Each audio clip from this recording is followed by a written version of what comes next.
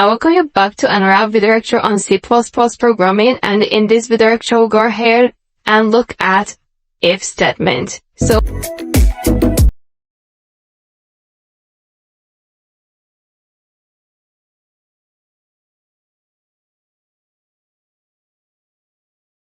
of decision-making statements in C++ programming that helps us to give command to the computer to perform a particular task based on the options of variable.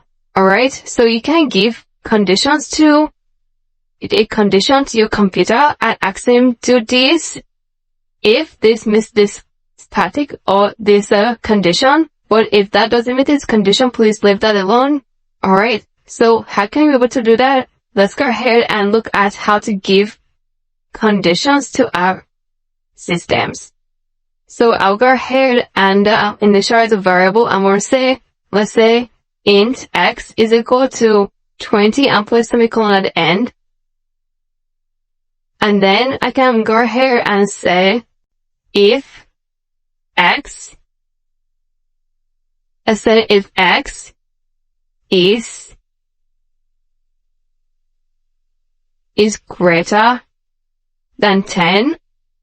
So if x is greater than 10,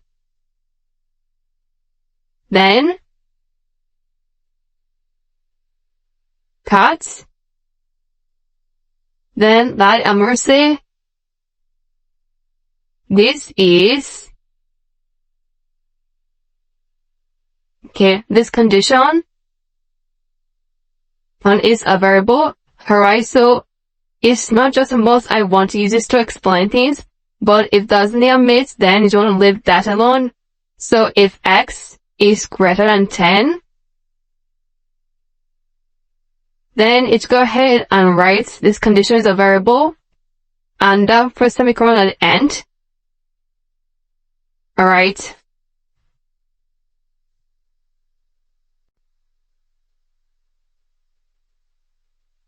Then I can go ahead and write another one. Then let me keep this for now. We'll need if statement to run. So let's run this code first of all and check it out. This condition is a variable. Can you see that? Because x is greater than 10. And now let's say if x is greater than 20. This condition, if x is greater than 20, you see that? Nothing is printed out because x is equal to 20 and that's greater than 20. But what if you say x is greater than or equal to 20? Check it out. This condition is a variable is printed out because x is either greater than or equal to 20. Can you see that? It's working out fine.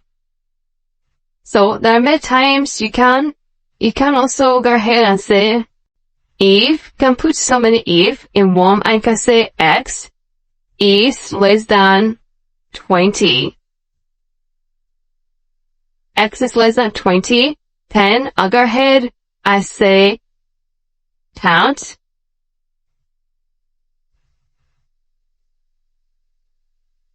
This is another condition. So this is another condition. I'll put a semicolon. Let's run this. This condition is a variable. So let's make x to be equal to, let's put that at 20. Then let's make x right here to be equal to 10. And let's run this code. It's going to print out this. This is another condition. Can you see that?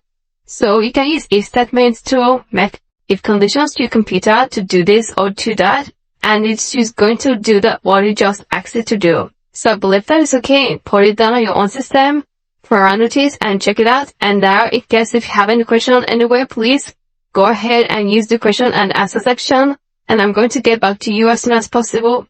Thank you so much, and I'm going to see you in the next video lecture.